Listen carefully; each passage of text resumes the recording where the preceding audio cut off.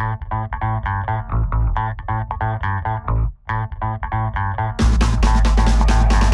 this is John Cole with OKRaw.com. Today I have another exciting episode for you guys, and this is going to be a fun one at that. I got my buddy here, Paul Nissan, that I've known for, like a long time, over 10 years easily. And I really get to see Paul because he lives on the other side of the country for me. But meanwhile, Paul has been into raw foods as I have for like 20 years, maybe a little bit longer than me. But nonetheless, you know, the reason for this episode today is because basically we're going to give you guys a download of what we learned over the last 20 years so that you can improve your diet, because we didn't have too many elders that we learned from. And now with the advent of new YouTube and all these things, you could have instant information instead of trying to like hunt down and find the person that's been doing it. Because I know we did that, and we used to hang out with a lot of different people, you know, doing raw foods way back when. And we've learned from them, but then also we've learned on our own, maybe even how to make raw foods better than what we were taught. And that's self-evident in what we both do now. I mean, one of the things Paul's doing is growing his own food. Like, I've come to the realization that that's what you really need if you want the highest level of health. So he's converted, you know, his backyard to grow all fruit trees and a vegetable garden. Check my other channel, growingyourgreens.com, where I have a video touring his place. And so we're just going to go ahead and ask him some questions today. So, Paul, why did you get into raw foods in the first place?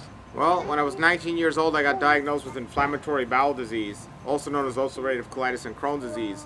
I was very much into competitive sports as a teenager. I always wanted to be at the top of my game, and that slowed me down. So I had to find a way to get better, and I chose to go to the doctors. And they told me straight out, we can't cure this. There's no cure for this. So I looked elsewhere, and first it was a vegan diet, a vegetarian diet, vegan diet, and then ultimately I moved down to West Palm Beach, Florida, for the weather and just to reduce the stress from New York City. And I ended up moving next to a place called the Hippocrates Health Institute, which is a world-class health spa, and they teach about raw foods. So that's ultimately where it started. I tried the raw food diet and I got better from my condition, and from there I just kept doing it. Cool. I mean, much like me, I had spinal meningitis and almost lost my life when I was in my 20s.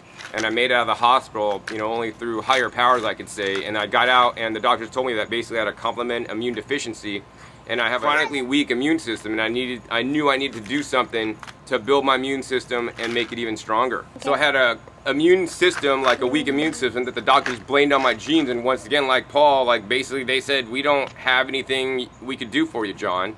So I knew I needed to build my immune system so that I wouldn't be back in the hospital, because the doctor said that I could get not a reoccurrence of the meningitis, but a reoccurrence of any disease, and I might not be so lucky and make it out the next time. So when I almost lost my life, I knew for a fact that I didn't want to be back in the hospital, and I didn't want to put my health in the hands of the doctors, which is what everybody does these days. When you get sick, you go to the doctors. They're supposed to make you better, but they just give you drugs and treat you, and you know, people with, you know, disease conditions, they just lose their life because they weren't proactive in their health. And that's something Paul and I would both agree with, that you guys out there need to be proactive with your health. And that's why I continue to eat, you know, a plant-based raw foods diet each and every day. So Paul, I know like me, you've been doing a lot of different things lately. So why don't you tell everybody what you eat in a day nowadays as compared to like 20 years ago when you started? Sure. Well, to be honest, things have changed in terms of my diet. First of all, just in general of what I eat, because I monitor my blood work, and I do believe in supplements. I don't believe, unless somebody's growing their food, I don't believe it's possible to get all the nutrients you need, even on a raw food diet.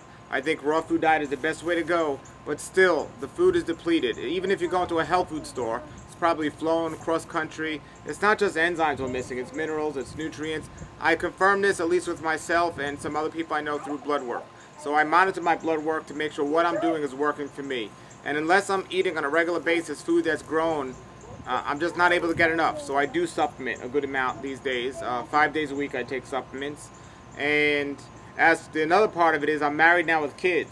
Yeah. So when I was younger, I would spend a lot of money on food, and I would not care about how much it was.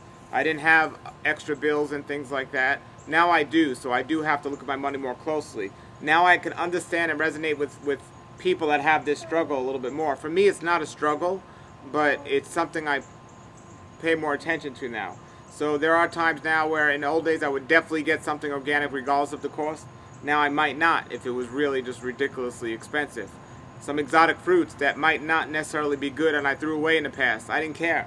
So now I might not even buy them because I don't want to take that chance money-wise. So I definitely look at that more closely. So it's helped me understand the way more people think. Another thing on that same note is I was 100% raw for a long time, and then after about maybe 15 years, I tried to experiment with cooked food, even raw food animal products. Yeah. And I learned a big difference between just raw milk straight from a cow or versus the drugged up milk in the store. So if somebody is going to choose animal products, I learned that, and one of the times you were here, we were discussing that. But I still did not feel as good as I felt on a raw food diet doing the animal products. So going back to a vegan diet, I felt great, and I feel the best. Raw food vegan diet, I went back to that, doing that.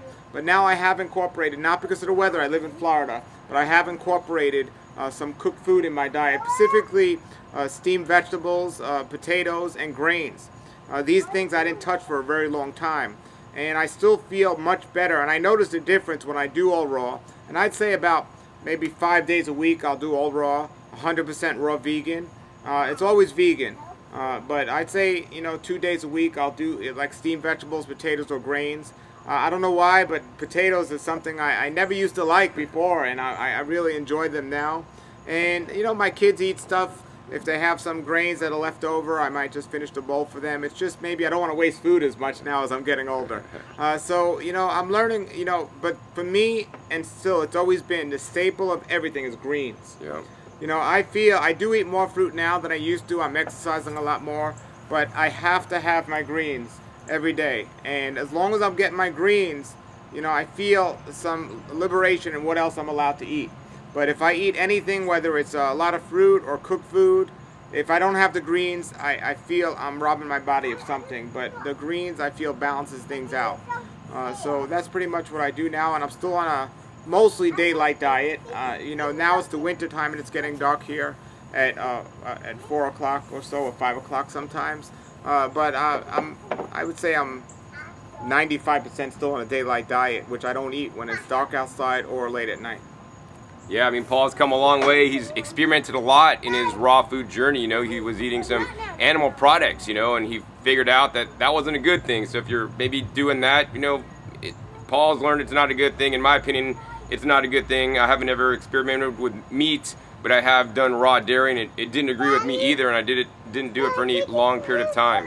The other thing is that Paul started to eat cooked foods. Now, is he not my raw brother anymore because he eats cooked foods? Of course not. I look past the diet Paul simply eats, and that's not the reason why he's my friend. He's my friend because he's a cool guy, and we always learn from each other whenever we're hanging out together. I learn new stuff from Paul, he learns new stuff from me, and we help each other out.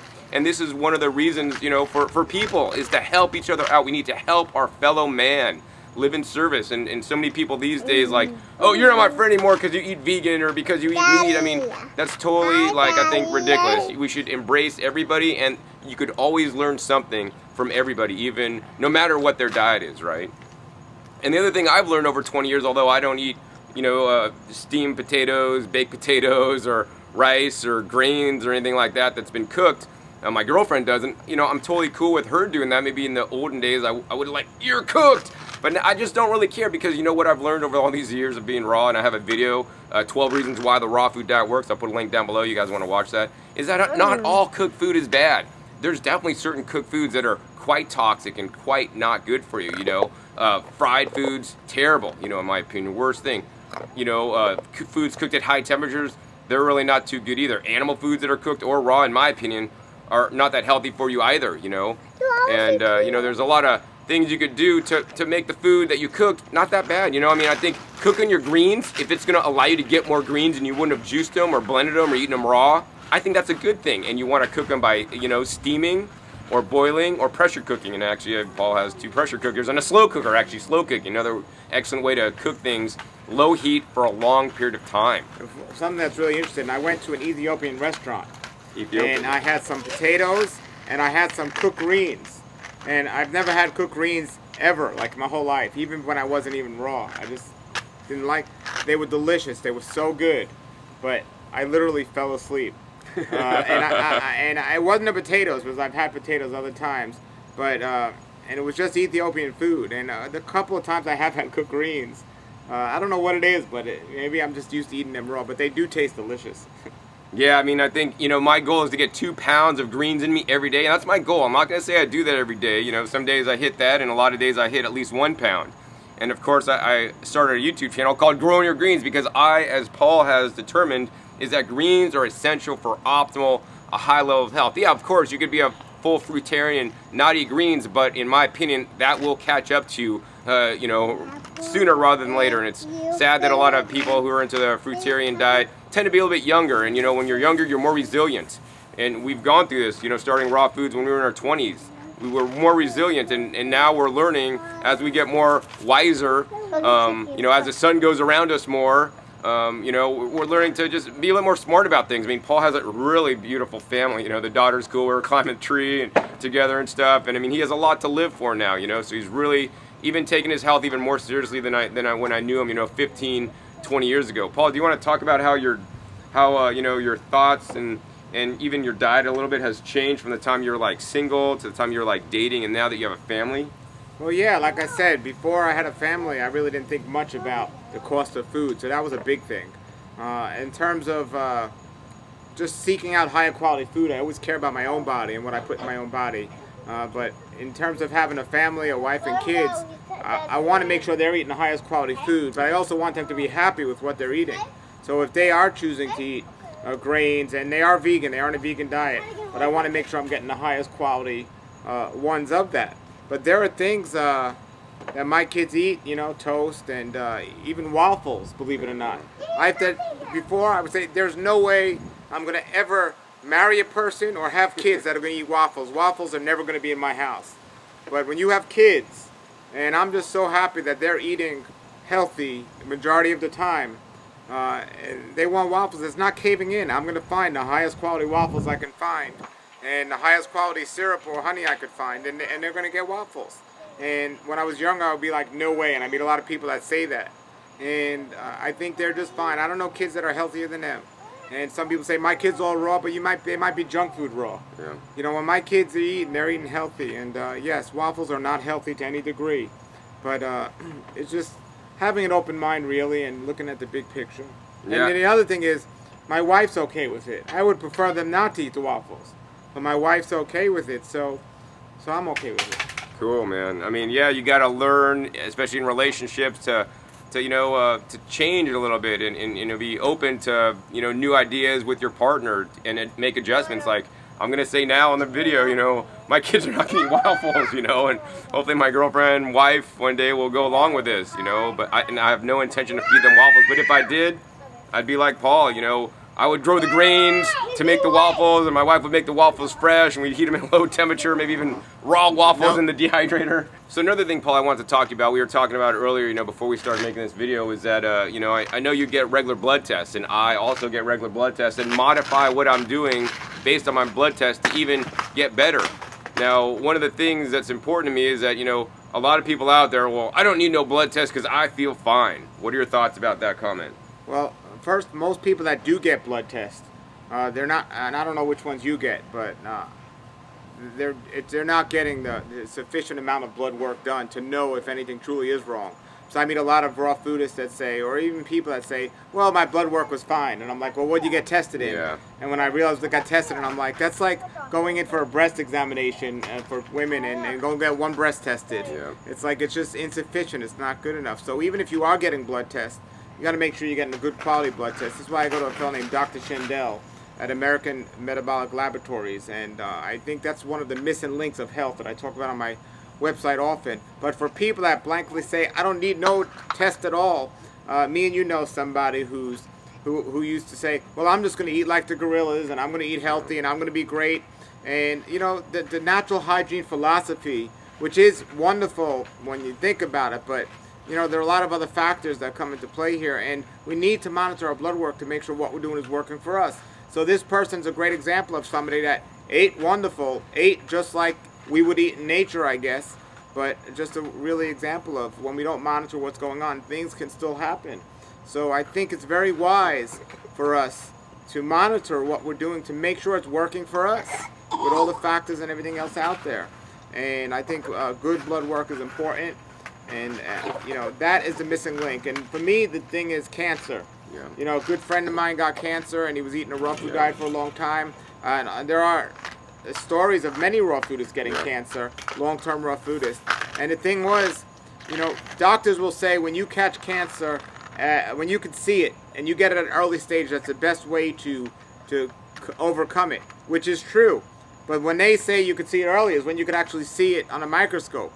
Well, if you get good blood work done, like the one I get done, is 10 years prior to it ever being able to be seen is when you can know something is going on and you most likely are developing cancer, and you can start doing something at that point. And that's truly catching it early.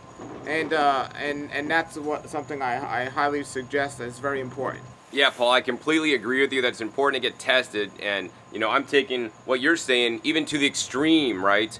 Why wait until you get tested to see that something's going on, to just change your approach and change what you're doing, to eat an anti-cancer diet now?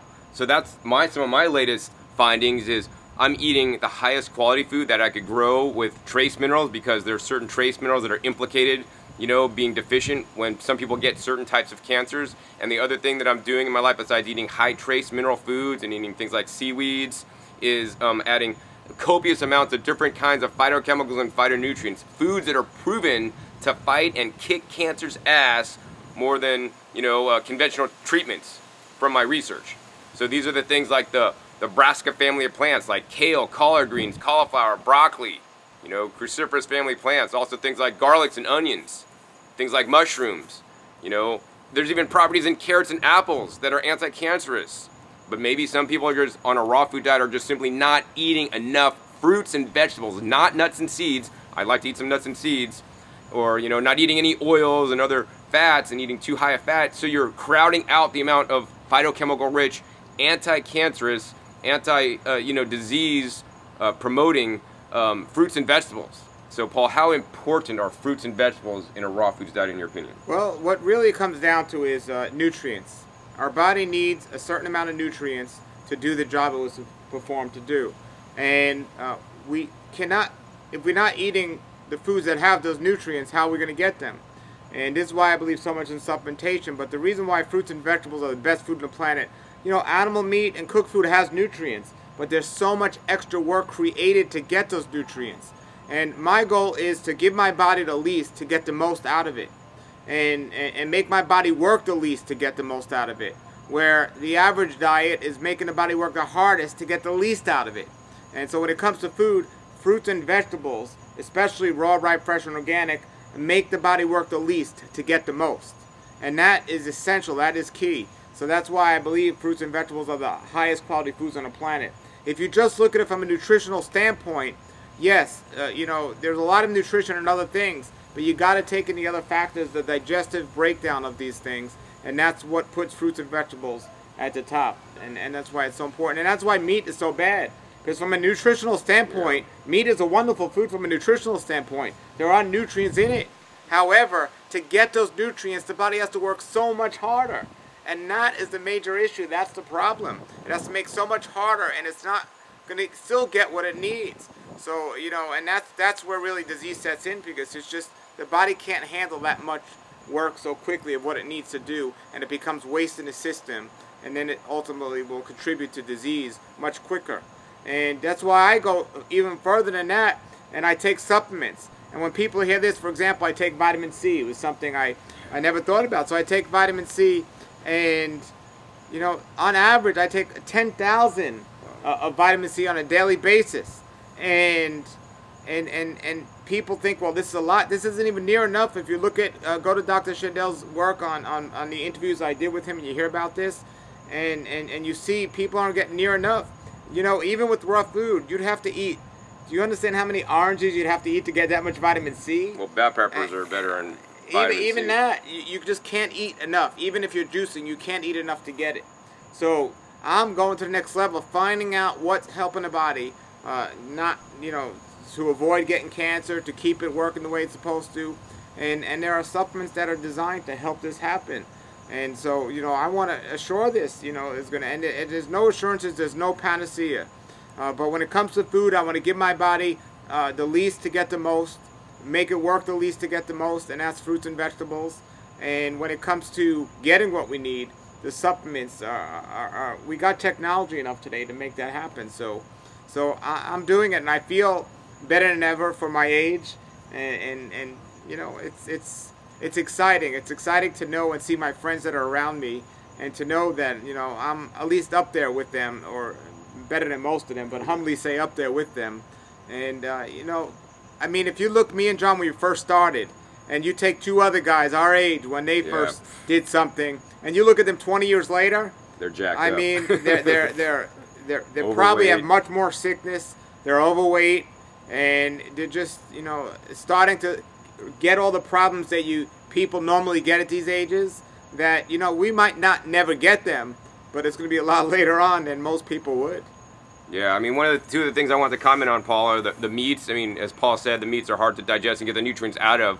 The other thing that's most important for me is when you eat meat, you're displacing the amount of phytochemicals and phytonutrients, and these are the things that are super critical to me to get, that are anti-cancerous properties, like the pigments in the foods, the lycopenes and the lutein, the zeaxanthin, and all these different carotenoids and pigments, things that are not even studied yet. There's over 300 different plant metabolites in one tomato, one of them which is lycopene, and some are vitamins, but there's so many things plants make to protect themselves from the sun, to protect themselves from disease, to protect themselves from pests. And when we eat high quality food with all the minerals, they can make the most plant metabolites, which then gets transferred to us. When you're eating meat, then you're going to eat less vegetables because you don't have the room for them, because meat's very calorically dense. When you eat too much fat, you're not going to have enough room for the vegetables. Now, unlike Paul, you know, Paul takes supplements, you know, several times a week, a bunch sounds like, and I take some supplements, the ones that I've determined that I need, but I strive to not take supplements and get my nutrients from the food as much as possible. That being said, when I do see I'm deficient in something, I will take a supplement. Now, I've been to Dr. Shandell once, and I'm gonna have to go back one of these days and see what he would recommend for me. And you know, I would not put it past me to take supplements if I believe that it would truly help me and take me to a better place. But that being said, the thing I would try to do is first is get my nutrients from food. How could I increase the vitamin C content? Going to take amla berry powder, which is the highest vitamin C content, or one of the highest vitamin C content, you know, dehydrated fruit powders that has vitamin C, but all the other cofactors. But you know, so one of the things that's cool about long-term raw fooders is, you know, me and Paul, we're you know, we got a lot of the commonalities, but we're doing things a little bit different.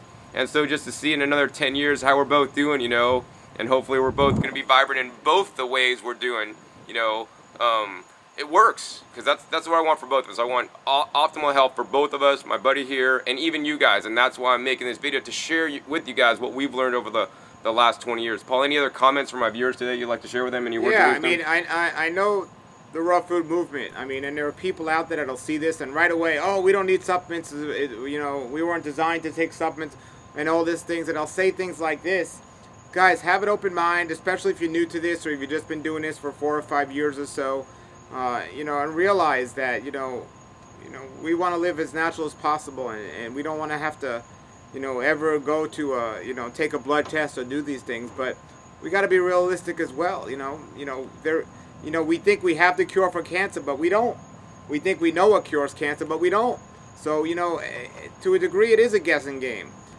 You know, we got to continue to just look and experiment with our own bodies, and we got to do what's working for us and not really focus on other people. And I know a lot of people, again, be careful, because a lot of people are saying, well, you know, I don't need supplements, and raw foods is enough, and all these things, and or even a fruitarian diet, or all these different things.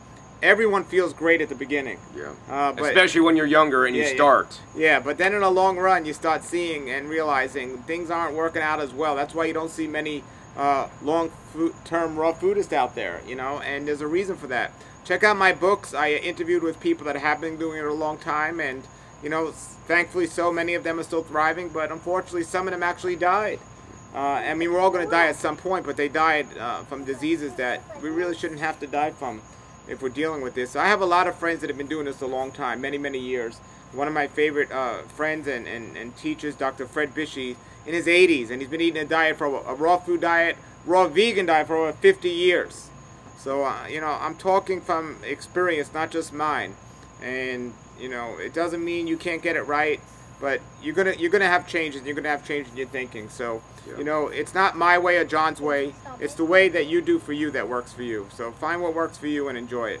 Yeah, and I want you guys to investigate all the different options and see and do research and learn on your own. That's how I've done my stuff. I don't like, oh, Paul said this, that's what I'm gonna do. No, I look up stuff and figure out stuff myself and see what makes sense to me, and that's what I do, and that's just what I'll share with you guys. If you guys want to do similar to what I do, great. If not, find somebody else and follow their work, and always be open to changing, and always be open to being flexible, about your approach. I've changed a lot, and especially as I get more mature and wise, and stuff. We have different like goals in life. Like we want to have maximize our life potential, live to our optimum, genetic potential. Especially when Paul's got kids and a family, to be with his kids and see him graduate and all these things, and to see our history and of doing this for 20 years now, and how maybe like our goals have changed a little bit from when we were a little bit younger. All right, Paul. So I'm gonna wrap this up. It's getting a little bit dark, but you got one more thing? Yeah. Health is more than just the food we're putting in our bodies, obviously. I mean, we need to exercise, we need to sleep, we need to get enough water. But I think a big missing element of the whole thing is to understand is we have a creator who created the food. And he told us in the Bible in Genesis 1:29, the food for man is fruits and vegetables. And those of you out there that are familiar with the Bible, yes, he did allow man later to eat meat, but that wasn't his ideal. Plan A was fruits and vegetables, Genesis 1:29. And the food looks like what it's good for. A carrot, if you cut it in half, it looks like the eyes. Celery is the shape of bones. The minerals in celery are great for bones. He didn't make any mistakes when he did this. Until man took what our Creator gave us and destroyed it. The soil, the food that's growing in the soil, we had everything we needed to thrive. And he still provides that. So we have to look at that and realize that, he wants us. It says in the Bible, it says, know the plans I have for you. They're for good and not disaster, to give you a future and give you a hope. Our Creator doesn't want us to suffer from the diseases that men are suffering from today. He wants us to have a future and a hope. And he says, if you follow my guidelines and instructions, all will be well with you. And I'm sticking to that, his plan A, and right now things are going pretty well. All right, Paul. So thanks a lot for being on the show today. And if somebody wants to learn about your work, Paul, I know you have YouTube channels, websites. How does somebody get a hold of you, learn about your Bible teachings and your raw food teachings and everything you do? My main website is healthwatchman.com. From healthwatchman.com, you can click on my Bible site, or you can click on my raw food site. And I also have I have several channels, but on YouTube, the Raw Life Health Show on YouTube, and also Health Watchman. Cool. All right, Paul. So yeah, if you guys enjoyed this episode with Paul, hey, please give me a thumbs up. This is information you're really not going to hear on any other YouTube channel since I've been doing this for so long. I have friends all over the place that I love to bring to you guys and share with you their knowledge, and also me at the same time learn to see how I can improve my diet, because I always want you guys to always improve whatever you're doing in life, including your diet, your health, all this kind of stuff.